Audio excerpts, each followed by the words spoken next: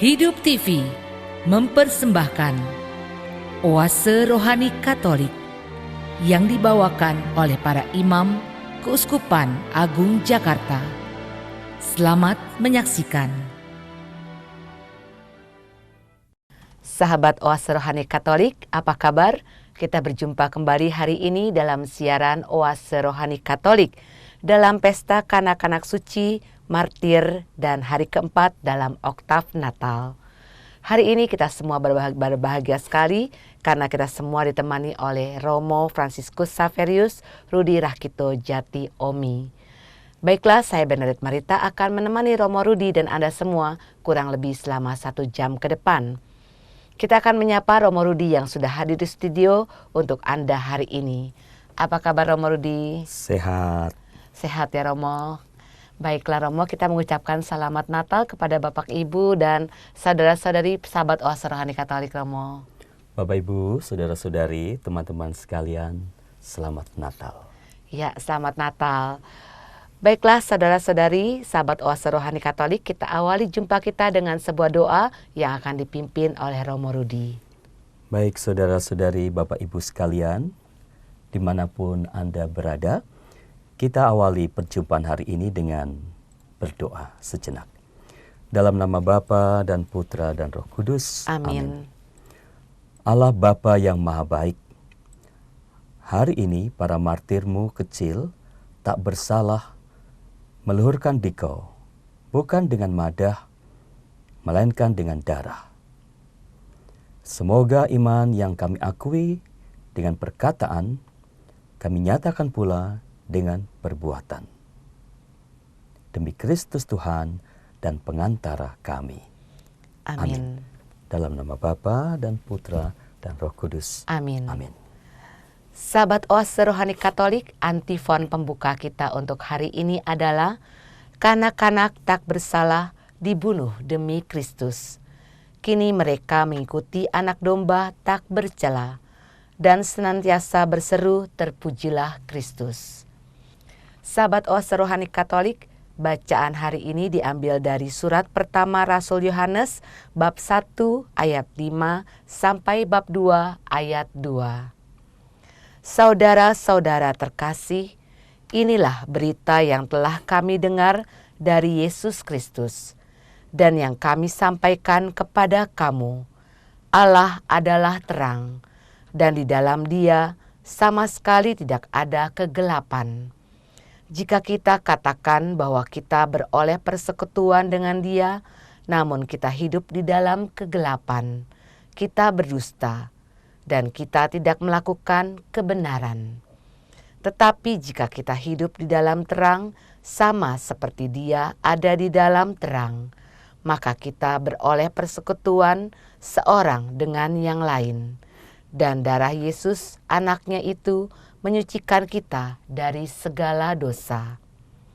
Jika kita berkata bahwa kita tidak berdosa, maka kita menipu diri kita sendiri, dan kebenaran tidak ada di dalam kita. Jika kita mengaku dosa kita, maka Allah adalah setia dan adil, sehingga Ia akan mengampuni segala dosa kita dan menyucikan kita dari segala kejahatan. Jika kita berkata bahwa kita tidak berbuat dosa, maka kita membuat Dia menjadi pendusta dan firman-Nya tidak ada di dalam kita. Anak-anakku, hal-hal ini kutuliskan kepada kamu, supaya kamu jangan berbuat dosa. Namun jika seorang berbuat dosa, kita mempunyai seorang pengantara pada Bapa, yaitu Yesus Kristus yang adil. Dialah perdamaian untuk segala dosa kita, malahan bukan untuk dosa kita saja, tetapi juga untuk dosa seluruh dunia. Demikianlah sabda Tuhan. Syukur pada Allah. Baiklah sahabat Oase Rohani Katolik, kita tanggapi sabda Tuhan dengan Mazmur tanggapan. Jiwa kita terluput seperti burung terlepas dari jerat penangkap. Jiwa kita terluput seperti burung terlepas dari jerat penangkap. Jika bukan Tuhan yang memihak kepada kita, ketika manusia bangkit melawan kita, maka mereka telah menelan kita hidup-hidup ketika amarah mereka menyala-nyala terhadap kita. Jiwa kita terluput seperti burung terlepas dari jerat perangkap. Maka air mengalir telah menghanyutkan kita, dan sungai telah mengalir melingkupi kita, telah mengalir melanda kita air yang meluap-luap itu. Jiwa kita terluput seperti burung terlepas dari jerat perangkap. Jerat itu telah putus, dan kita pun terluput. Pertolongan kita dalam nama Tuhan yang menjadikan langit dan bumi. Jiwa kita terluput seperti burung terlepas dari jerat perangkap. Baiklah sahabat Oase Rohani Katolik, marilah kita simak bersama-sama Injil Yesus Kristus menurut Matius bab 2 ayat 13 sampai 18 yang akan disampaikan oleh Romo Rudi untuk kita semua. Tuhan sertamu. Dan sertamu juga. Inilah Injil Yesus Kristus menurut Matius. Dimuliakanlah Tuhan. Setelah orang-orang Majus yang mengunjungi bayi Yesus di Betlehem itu pulang, tampaklah malaikat Tuhan kepada Yusuf dalam mimpi. Malaikat itu berkata, "Bangunlah, ambillah anak itu serta ibunya. Larilah ke Mesir, dan tinggallah di sana sampai aku berfirman kepadamu, karena Raja Herodes akan mencari anak itu untuk dibunuh." Maka Yusuf pun bangunlah, malam itu juga diambilnya anak itu serta ibunya, lalu menyingkir ke Mesir, dan tinggal di sana sampai Herodes mati. Hal itu terjadi supaya genaplah yang difirmankan Tuhan lewat nabinya. Dari Mesir kupanggil anakku. Ketika Herodes tahu bahwa dia telah diperdayakan oleh orang-orang Majus itu, sangat marahlah ia. Lalu dia menyuruh membunuh semua anak di Betlehem dan sekitarnya, yaitu anak-anak yang berumur 2 tahun ke bawah, sesuai dengan waktu yang dapat diketahuinya dari orang-orang Majus itu. Dengan demikian genaplah firman yang disampaikan oleh Nabi Yeremia. Terdengarlah suara di Rama, tangis dan ratap yang amat memilukan. Rahel menangisi anak-anaknya, dan dia tidak mau dihibur, sebab mereka tidak ada lagi. Demikianlah Injil Tuhan. Terpujilah Kristus. Baiklah sahabat Oase Rohani Katolik, setelah kita menyimak firman-firman Tuhan kita pada hari ini, kita akan menyimak permenungan yang akan dibawakan oleh Romo Rudi untuk kita semua. Romo, dari firman-firman Tuhan hari ini, kiranya kabar sukacita apa yang ingin disampaikan kepada sahabat Oase Rohani Katolik? Terima kasih Mbak Marieta. Dari bacaan pertama yang kita dengarkan hari ini, dari surat Rasul Yohanes, surat pertama. Surat ini kata orang dibuat di Efesus tahun 100 Masehi. Tapi juga ada ahli yang mengatakan ini dibuat sekitar tahun 60. Nah, surat ini ditujukan kepada kelompok tertentu, tidak disebut secara khusus, tetapi pada intinya untuk mengingatkan anggota kelompok itu dan juga kita untuk hidup benar sesuai dengan iman kita kepada Kristus. Istilahnya supaya kita hidup sebagai putra terang. Jelas, kelihatan, tidak ada yang ditutup-tutupi, dan sungguh-sungguh beriman pada Yesus dan membiarkan Yesus yang menuntun hidup kita.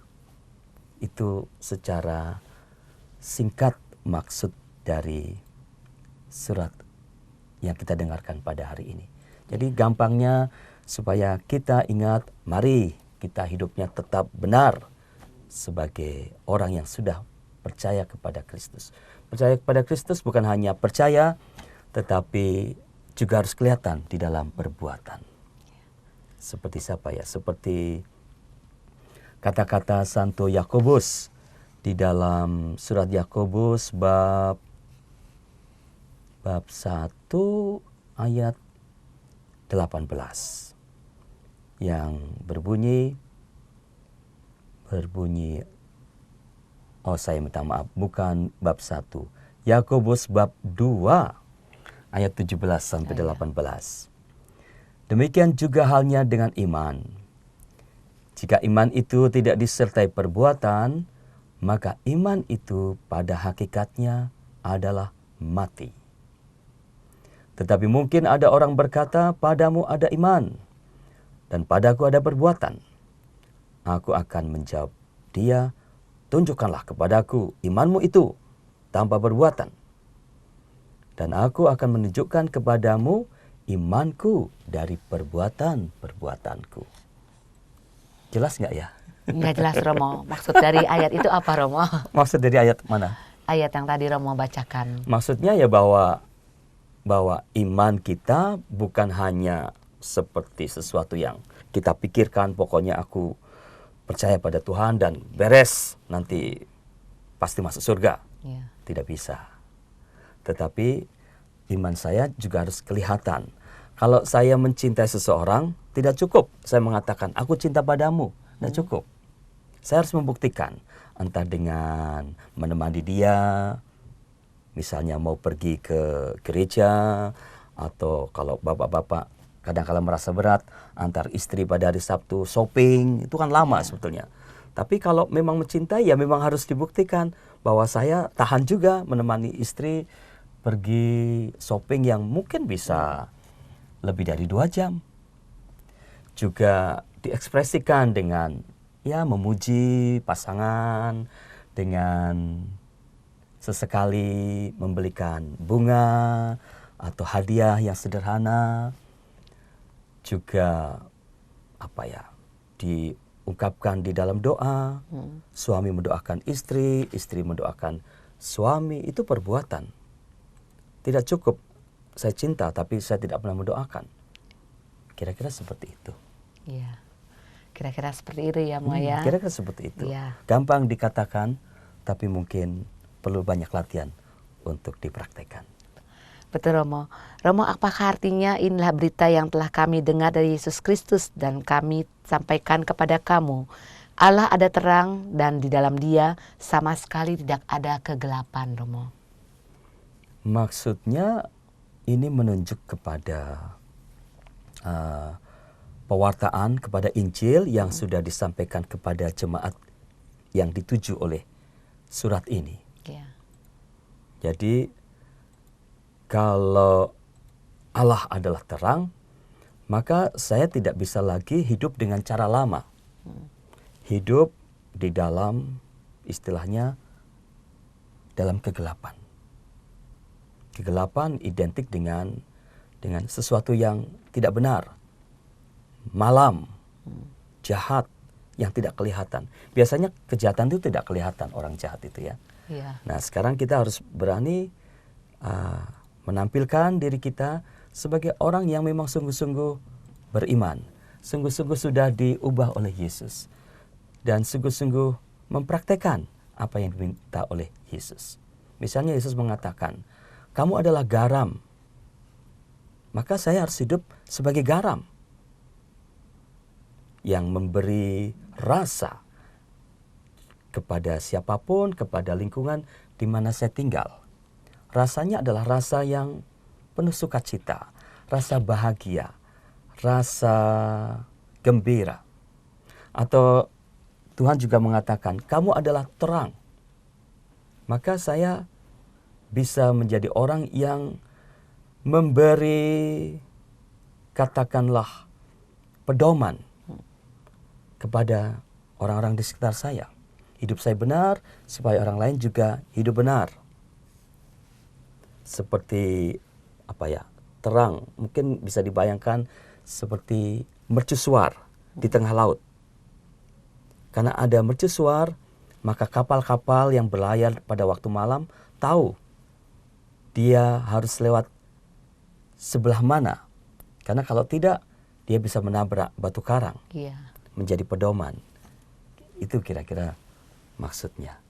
Hidup sebagai hidup dalam terang. Iya, sebagai manusia hidup di dalam terang itu berarti dia menjadi contoh buat orang lain. Apakah begitu, Romo? Antara lain.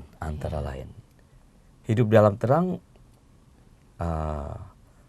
sebetulnya kalau mau dirumuskan dalam satu kalimat adalah hidup yang dijiwai oleh kasih.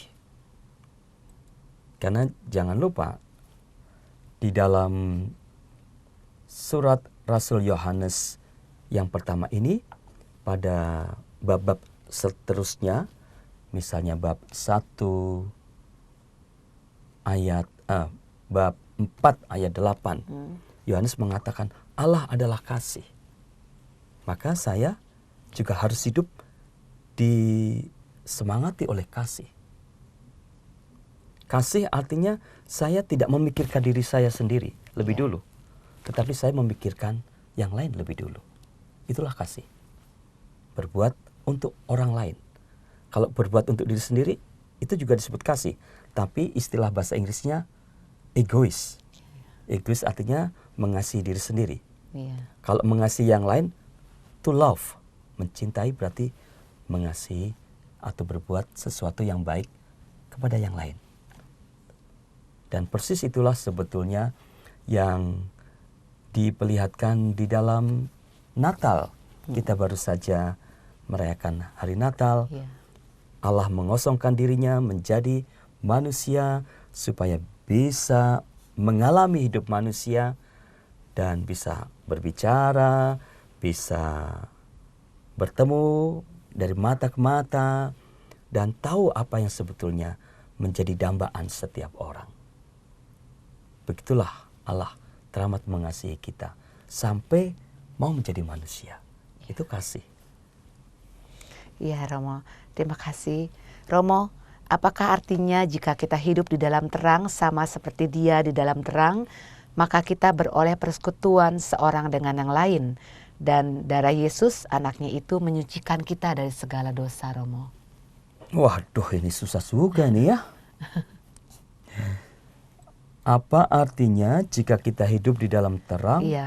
Sama seperti Dia ada di dalam terang, maka kita beroleh persekutuan seorang dengan yang lain. Kalau saya hidup baik, hidup benar, saya pasti akan mudah untuk hidup bersama orang lain. Orang lain akan menerima kita karena saya juga mudah menerima yang lain. Jadi kita bersekutu, kita menjadi bersatu, kompak. Itu karena masing-masing ingin memberikan yang terbaik, ingin berlaku yang baik terhadap yang lain, maka pasti jadi klop. Mau dalam ayat 9 dikatakan, jika kita mengaku dosa kita, maka Allah adalah setia dan adil, sehingga Ia akan mengampuni segala dosa kita dan menyucikan kita dari segala kejahatan. Maksud ayat ini apa, Mo? Jika kita mengaku dosa kita. Jadi ada syarat. Jika kita mengaku dosa. Tapi kalau kita tidak mengaku dosa, ya buahnya tidak akan kita alami. Buahnya adalah keselamatan. Buahnya adalah pengampunan. Maka pengampunan itu menuntut dari pihak kita mau mengakui. Mengakui bahwa saya melakukan kesalahan tertentu. Ketika seseorang mengakui, itu menunjukkan bahwa dia seorang yang memang pantas untuk dihukum. Menunjukkan bahwa dia orang yang tidak tahan gengsi. Dia rendah hati. Nah, sikap rendah hati, mau mengakui kesalahan, itu tentu sikap yang akan dihargai oleh Tuhan. Tetapi karena kita orang Katolik, mengampuni tidak cukup kalau kita hanya di dalam doa kita mengatakan, Tuhan, saya sudah berbuat dosa yang besar, maka saya mohon ampun. Bagi kita tidak cukup. Gereja Katolik juga mempunyai apa yang disebut sakramen pengakuan dosa. Ada dosa-dosa yang bisa dikategorikan dosa berat, meskipun sebetulnya berat ataupun ringan sama saja efeknya, tetap dosa. Itu perlu diakukan supaya kita sungguh-sungguh bebas dari perasaan bersalah itu. Saya ingin berbicara tentang mengaku dosa, boleh ya? Boleh, Mo. Ya, beberapa orang bertanya kepada saya, kenapa sih harus mengaku dosa di depan imam? Apakah tidak cukup mengaku dosa langsung berdoa pribadi dan ngaku kepada Tuhan? Bagi kita tidak cukup. Karena bagi kita setiap dosa, sebesar apapun, sekecil apapun, itu mempunyai efek sekurang-kurangnya 4. Oh ya. Dosa itu mempunyai 4 efek. Yaitu 1, merusak relasi saya dengan diri saya sendiri. Dosa membuat saya merasa, aduh, aku kotor sekali ya. Dan kalau saya merasa kotor, saya merasa tidak pede juga ya, merasa risih juga dengan diri sendiri. Ya. Karena pada dasarnya manusia ingin seperti waktu dia dilahirkan, suci. Yang kedua, dosa juga merusak relasi saya dengan orang lain. Dosa membuat saya tidak enak dengan orang lain. Kalau saya habis marah-marah, pasti suasana jadi berubah. Jadi membuat saya malah jadi tidak damai ketika berada dekat orang itu. Ya. Yang ketiga, dosa merusak relasi saya dengan Tuhan.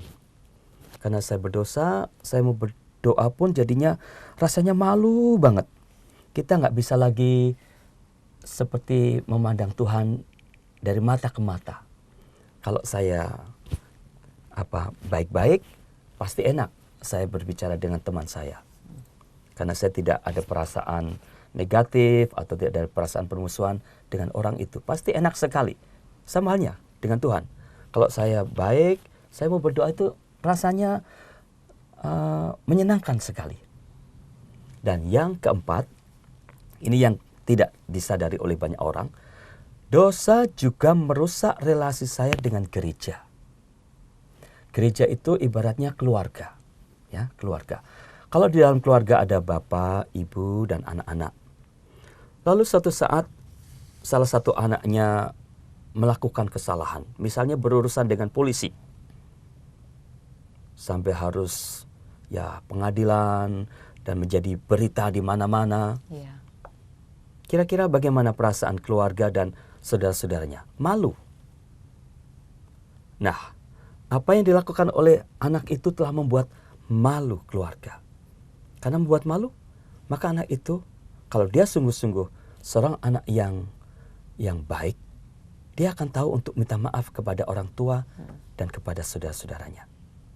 Nah, kalau gereja itu seperti keluarga, anggotanya adalah anak-anaknya, maka ketika dia melakukan dosa, dia harus tahu bahwa dia membuat malu gereja. Gereja adalah suatu persekutuan yang berjuang untuk menjadi persekutuan yang baik dan benar. Maka kalau ada anaknya yang melakukan kesalahan, berbuat dosa, dia harus datang kepada gereja. Dan gereja dalam hal ini diwakili oleh para imam. Di hadapan para imam, maka anggota itu akan mengakukan dosanya. Dan imam, karena kemurahan gereja, kemudian akan memberikan pengampunan yang diperlukan oleh anak itu. Jadi, apakah kita akan diampuni atau tidak, juga tidak terlalu gampang mengatakan bahwa dengan berdoa lalu semua beres, tidak. Kalau orang Katolik akan sadar betul bahwa ada sarana yang diperlukan kalau orang ingin sungguh-sungguh diampuni dalam hal-hal tertentu. Berapa kalikah orang sebaiknya mengaku dosa, Romo? Kalau di dalam perintah gereja itu dikatakan ya paling tidak setahun sekali.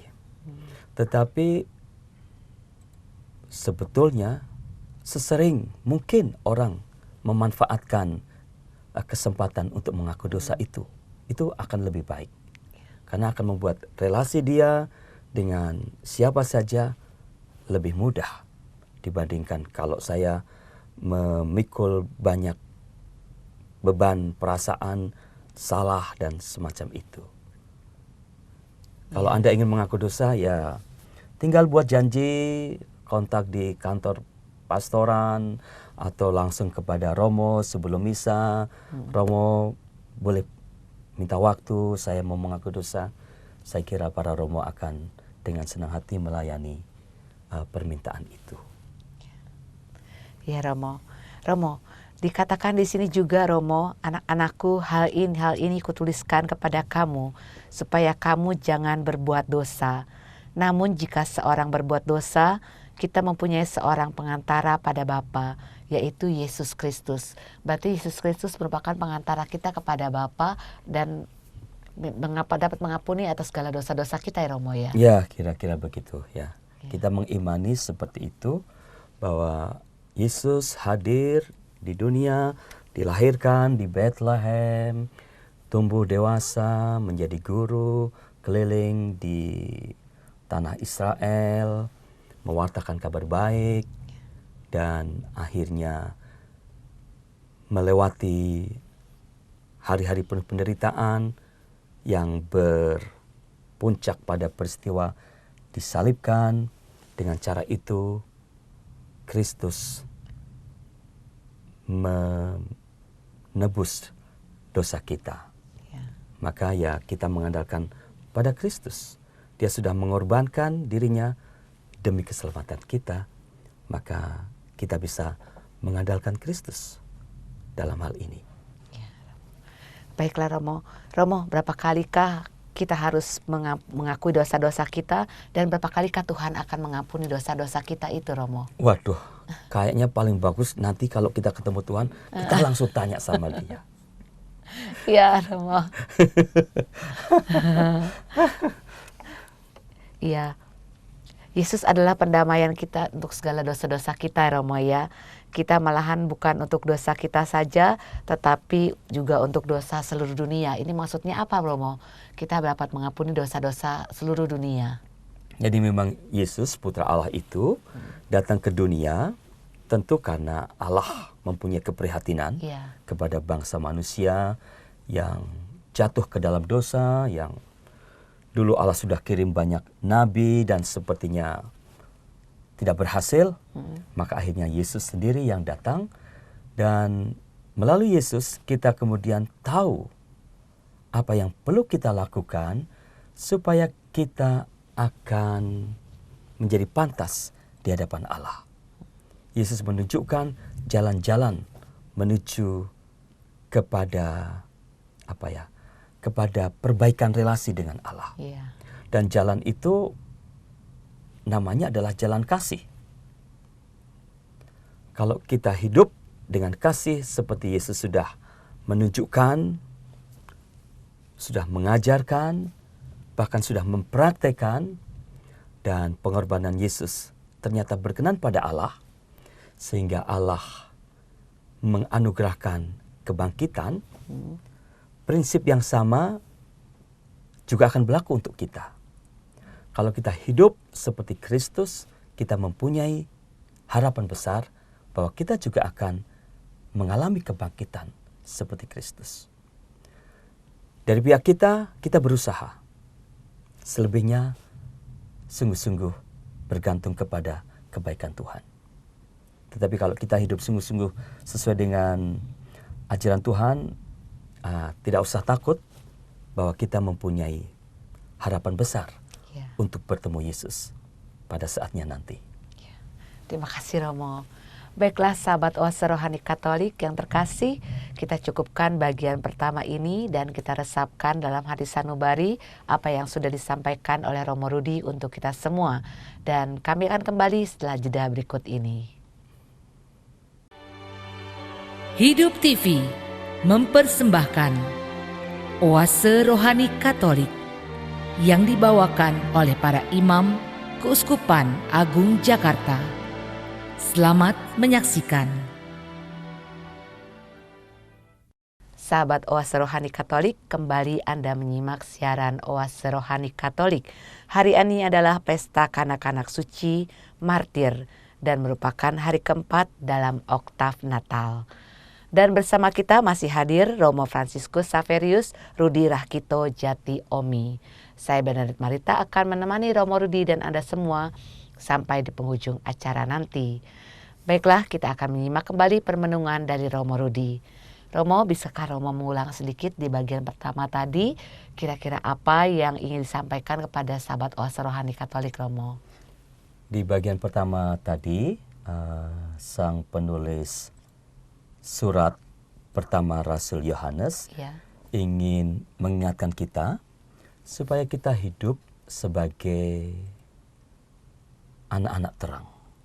Hidup baik dan benar, tidak lagi hidup dalam kegelapan, dan hidup yang baik dan benar adalah hidup yang dijiwai oleh semangat kasih. Semangat kasih sebagaimana sudah diajarkan maupun dipraktekkan oleh Kristus sendiri. Itu maksud dari bacaan pertama. Ya, terima kasih Romo. Kemudian Romo, dari bacaan Injil hari ini, kabar sukacita apa yang ingin disampaikan kepada sahabat Oase Rohani Katolik yang terkasih? Dari bacaan Injil, perlu diketahui bahwa Pesta Kanak-Kanak Suci sebagai martir sudah dirayakan oleh gereja sejak abad keempat. Jadi ini adalah suatu perayaan yang sudah berusia 16 abad ya. 16 abad. Dan setiap tahun kita selalu merayakan Pesta Kanak-Kanak Suci.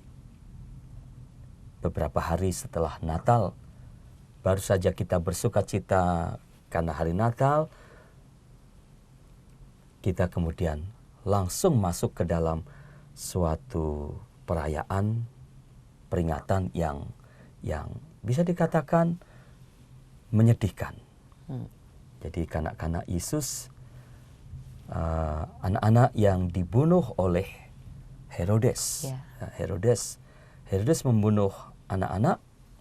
Kalau dalam kitab suci dikatakan, ketika Herodes tahu bahwa dia telah diperdayakan oleh orang-orang Majus itu, sangat marahlah dia. Jadi anak-anak itu dibunuh. Salah satu alasannya karena Herodes marah. Marah kepada para Majus yang tidak kembali lagi untuk memberitahu di mana bayi putra Allah itu, Mesias itu dilahirkan.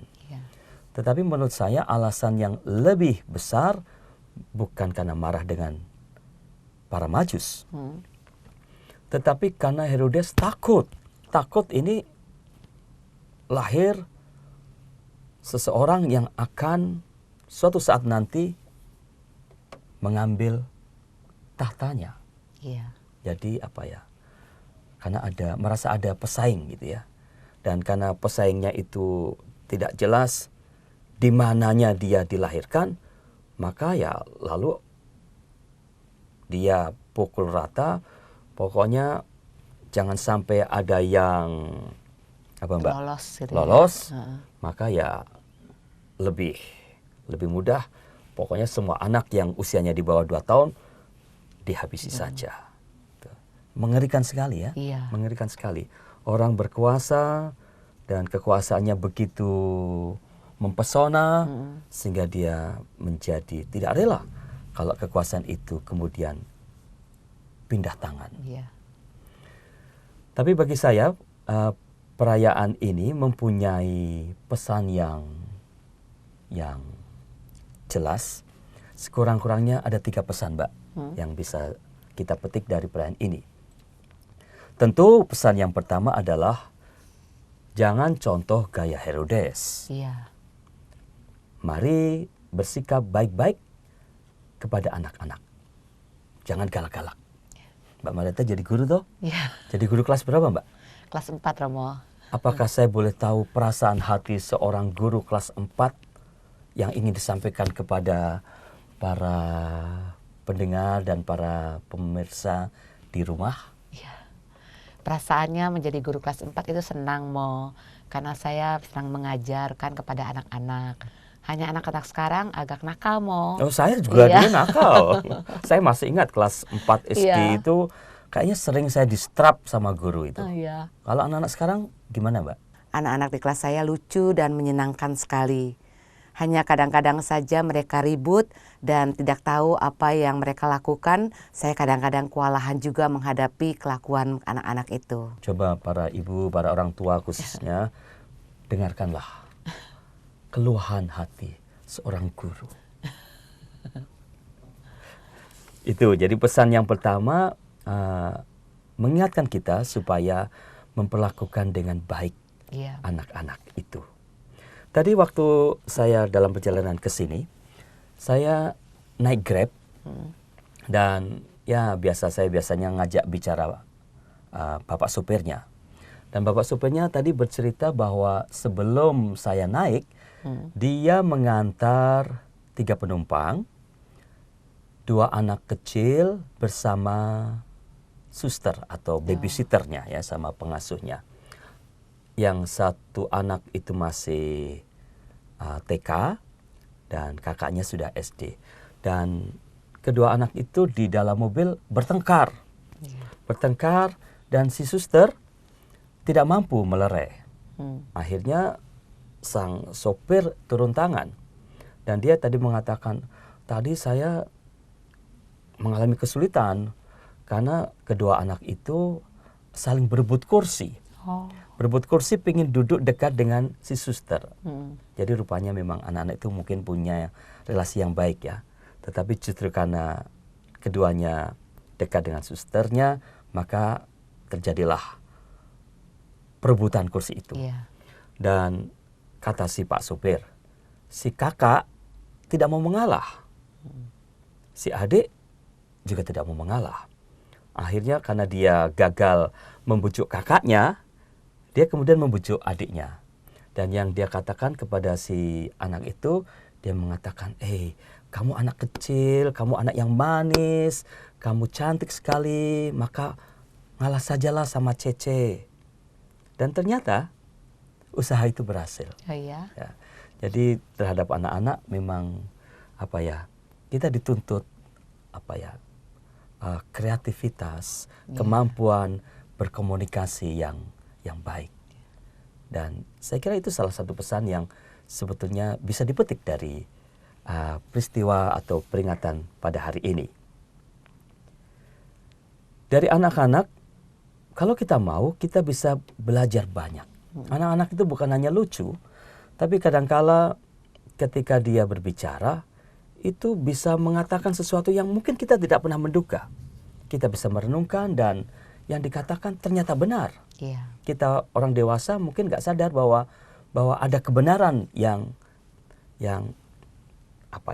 tidak kita lihat, yang justru menjadi kita lihat karena anak-anak itu. Saya mau kasih cerita untuk memberikan contoh dari apa yang mau saya katakan.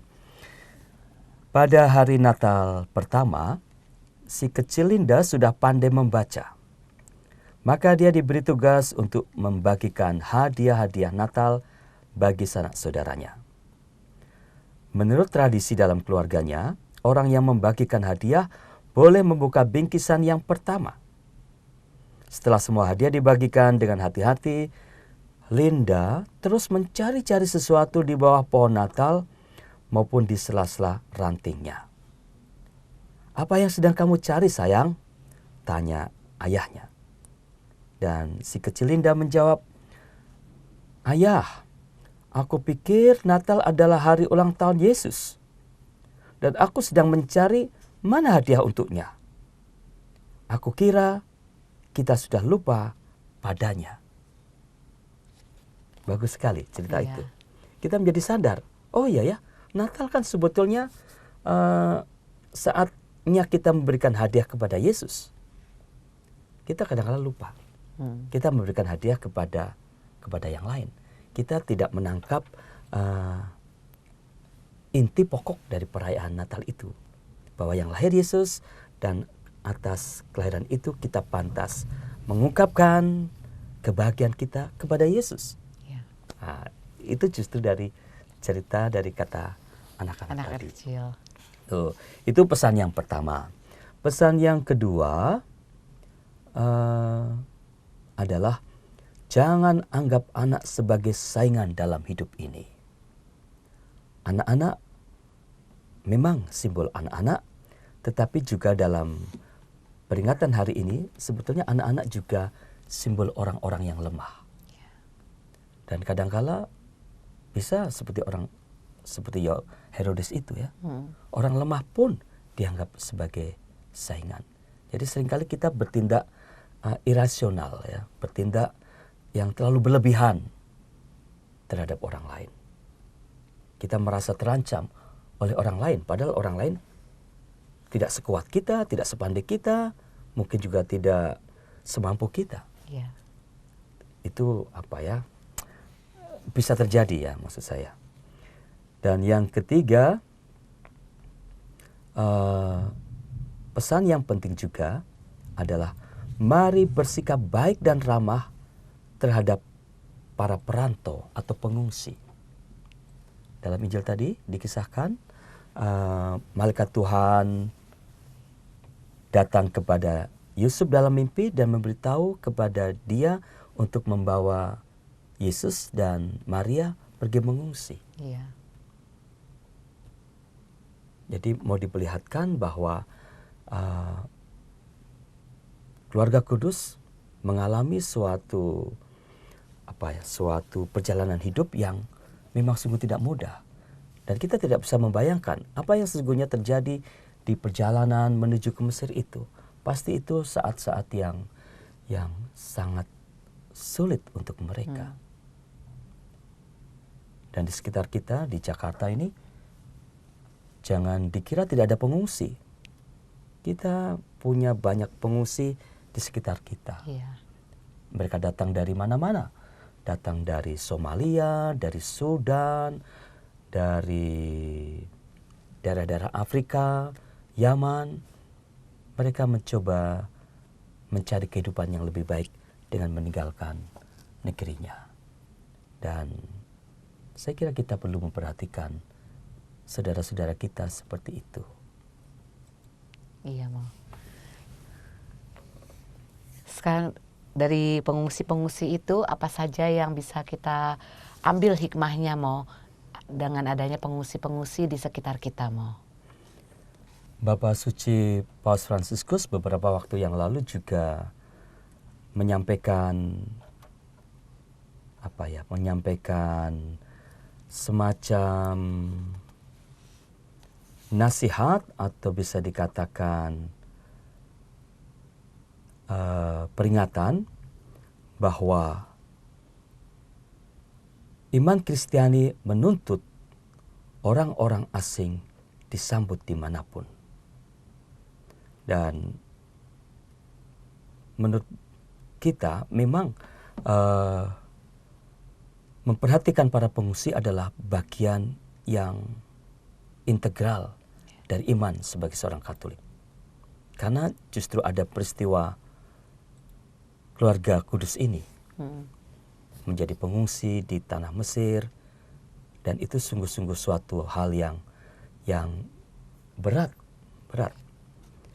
Di kitab suci dikatakan dalam kitab Imamat bab 19 ayat 34, orang asing yang tinggal padamu harus sama bagimu seperti orang Israel asli dari antaramu. Kasihanilah dia seperti dirimu sendiri, karena kamu juga orang asing dahulu di tanah Mesir.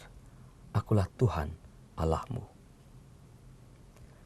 Di tempat lain, kalau kita membuka sabda Tuhan di Injil Matius, kisah tentang pengadilan terakhir, sang hakim berkata kepada yang dihakimi, Sebab ketika aku lapar, kamu memberi aku makan. Ketika aku haus, kamu memberi aku minum. Ketika aku seorang asing, kamu memberi aku tumpangan. Jelas sekali bahwa ajaran kita, ajaran Yesus sendiri yang menuntut kita untuk memperhatikan orang-orang seperti para pengungsi itu. Dan apa yang bisa kita buat kepada mereka? Mungkin tidak banyak. Kita melakukan semuanya atas nama kemanusiaan. Kita melakukan apa yang bisa kita lakukan. Kalau para pengungsi yang ada di sekitar kita, sejauh saya mendampingi bersama tim-tim relawan untuk para pengungsi, jelas mereka setiap hari membutuhkan makanan. Membutuhkan makanan. Dalam arti tertentu mereka sudah tidak punya apa-apa. Sehingga kalau sudah berbulan-bulan tinggal di negeri lain seperti di Indonesia, yang ada di Jakarta itu sudah kurang lebih 8 bulan, Mbak. Tinggal di pinggir-pinggir jalan. Itu mereka membutuhkan makanan setiap hari, jelas. Juga membutuhkan sanitasi. Juga membutuhkan pelayanan kesehatan. Itu kebutuhan sehari-hari yang mereka perlukan. Iya, para pengungsi itu harus dibantu tentunya ya Moya oleh kita semuanya. Kemudian bagaimanakah cara kita lebih memperhatikan para pengungsi tersebut, Mo? Memang tidak mudah juga mencari relawan supaya bisa memperhatikan mereka atau melayani mereka setiap hari. Maka ya kalau kita tidak bisa menjadi relawan, bergabung dengan tim yang ada di sekitar daerah itu, kalau saya berpikir paling tidak kita mempunyai suatu semangat. Dalam bahasa Jawa itu ada suatu katakanlah pepatah. Bahasa Jawanya mengatakan sithik ning udu. Jadi meskipun sedikit, tapi saya ikut ambil bagian.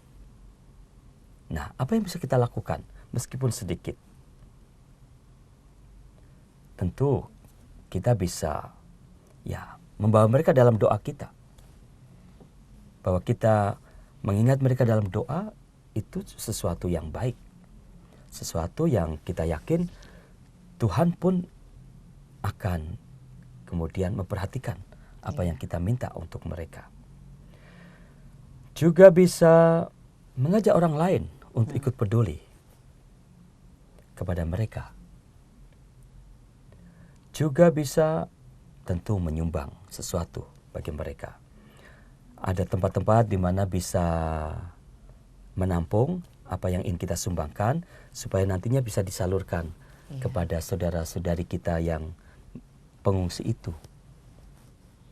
Iya. Mau kembali kepada kanak-kanak Yesus, Mo.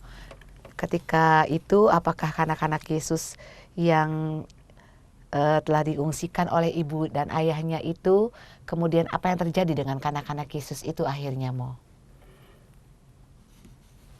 Kita tidak mempunyai katakanlah petunjuk yang lumayan banyak di kitab suci apa yang terjadi dengan mereka. Tetapi saya kira kita bisa membayangkan zaman itu belum seperti zaman sekarang.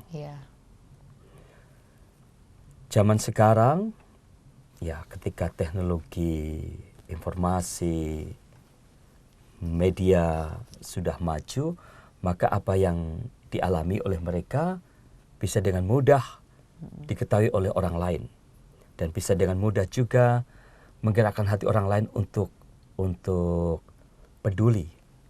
Tapi zaman dulu ketika masih 2000 tahun yang lalu, bayangkan saja, pasti halnya lebih sulit daripada zaman sekarang. Harus bisa berbicara dalam bahasa setempat, kalau kita ingin berkomunikasi dengan orang lain, harus mencari pekerjaan, dan belum tentu juga mudah karena Anda tidak dikenal oleh orang lain, macam-macam. Jadi itu pasti pengalaman yang sungguh-sungguh berat bagi Yosef, Maria, dan juga bagi Yesus. Dan itu sungguh-sungguh mempengaruhi dia. Sehingga ketika sudah dewasa, Yesus mengajarkan, lalu mengatakan sesuatu yang tadi sudah saya sebutkan itu. Di dalam Injil Matius itu. Iya. Mo, kembali ke masalah pengungsi, Mo. Bagaimana kiranya nasib mereka, nasib para pengungsi itu tersebut, Mo? Ya, para pengungsi itu mungkin kita sendiri tidak pernah menduga ya, bahwa mereka itu justru orang-orang atau keluarga-keluarga yang dilihat dari sudut pendidikan maupun ekonomi, itu orang-orang yang bisa dikatakan berpunya. Ada dokter, ada insinyur, ada pengusaha, dan mereka meninggalkan negerinya karena negerinya sedang berperang atau ya punya kesulitan besar, sehingga mereka lebih baik mencoba mencari penghidupan yang lebih baik di negara lain. Dan mereka itu datang ke Indonesia, belum tentu tujuannya Indonesia. Tujuannya ke negara lain yang biasanya menjadi tujuan para pengungsi, seperti Australia, Selandia Baru, atau negara-negara lainnya. Nah, ketika memasuki Indonesia, ya karena sudah berbulan-bulan, lama-kelamaan mereka juga tidak lagi mempunyai perbekalan yang cukup. Ya. Mereka mulai kesulitan dengan keuangan, kesulitan dengan kesehatan, kesulitan dengan makanan, dan sebagainya. Di sekitar kita ada pengungsi-pengungsi yang sudah beberapa bulan ini tinggal di tepi jalan. Jadi mereka mempunyai tenda-tenda kecil, seperti tenda-tenda orang pergi piknik gitu ya, yang ukurannya mungkin hanya 2x2, semacam itu. Siang hari mereka akan duduk-duduk, lalu malam mereka akan tidur di sana. Tetapi juga ada sebagian yang tinggal di penginapan yang disediakan oleh organisasi internasional. Ada organisasi namanya UNHCR atau IOM, itu organisasi untuk para migran. Jadi para pengungsi yang dalam tanda petik beruntung akan dibantu oleh mereka. Tetapi banyak sekali yang tidak beruntung. Karena tidak beruntung, tidak masuk dalam daftar lembaga-lembaga itu untuk disalurkan ke tempat lain. Sambil menunggu waktu, mereka ditempatkan di penginapan-penginapan. Kalau yang masih antri, yang belum terdaftar, yaitu yang tinggal di pinggir-pinggir jalan itu. Iya. Bagaimana cara kita memperduli kepada mereka, Mo? Ya, selama ini mereka. Tadi sudah saya singgung, kita membantu mereka sekurang-kurangnya untuk kebutuhan makan, untuk kebutuhan kesehatan dan sanitasi. Dan ya pasti tidak bisa seperti yang mereka harapkan, tetapi itulah yang kita lakukan untuk mereka. Bagaimana nasib mereka ya, Mo? Apakah tujuan akhir mereka nantinya, Mo? Nah itu dia, saya mendengar informasi bahwa ya biasanya menunggu waktu yang cukup lama untuk bisa dibawa ke negara penerima.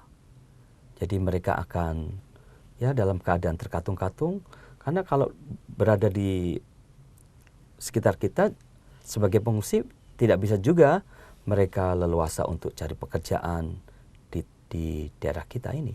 Iya. Karena memang aturannya seperti itu. Jadi ya memang mereka sungguh-sungguh memprihatinkan keadaannya. Ya, kita berdoa saja untuk para pengungsi itu ya Mo. Semoga mereka mendapatkan tempat yang layak untuk mereka. Dan juga selain berdoa akan datang Ya. orang-orang yang mau peduli untuk membantu kebutuhan mereka sehari-hari. Sementara mereka masih menanti saatnya entah kapan untuk bawa ke tanah harapan, tanah penuh harapan. Iya, terima kasih Mo. Mau kembali ke kanak-kanak Yesus Mo. Apakah ada pesan Romo untuk para pendengar sahabat Oase Rohani Katolik tentang anak-anak Yesus? Para pendengar dan juga para pemirsa di rumah, pesan yang bisa saya sampaikan pada hari ini adalah mari dalam semangat Natal, hampir memasuki tahun yang baru, kita memastikan bahwa kita mempunyai relasi yang lebih baik dengan anak-anak kita maupun dengan murid-murid. Kalau Anda adalah guru, lebih kreatif di dalam mendampingi anak-anak itu. Dan ya, mari kita membantu putra-putri untuk menjadi anak-anak yang gembira, mempunyai masa kecil yang indah, diperhatikan, dicintai, didengarkan, dan ya mereka menjadi orang yang kreatif, orang yang berinisiatif, orang-orang yang akan membawa kegembiraan bagi keluarga maupun lingkungan di mana mereka tinggal. Ya, terima kasih Romo. Baiklah sahabat Oase Rohani Katolik, dengan demikian kita harus berpisah. Usai sudah jumpa kita dalam Oase Rohani Katolik. Kita akan tutup jumpa kita dengan sebuah doa yang akan dipimpin oleh Romo Rudi berikut ini, dan berkat Tuhan dari Romo Rudi. Baik, mari saudara-saudari kita sejenak hening. Kita akan mengakhiri perjumpaan hari ini dengan berdoa dan mohon berkat Tuhan. Di dalam nama Bapa dan Putra dan Roh Kudus. Amin. Allah Bapa yang Maha Rahim, anugerah-Mu yang mulia telah kami sambut pada pesta kanak-kanak suci martir.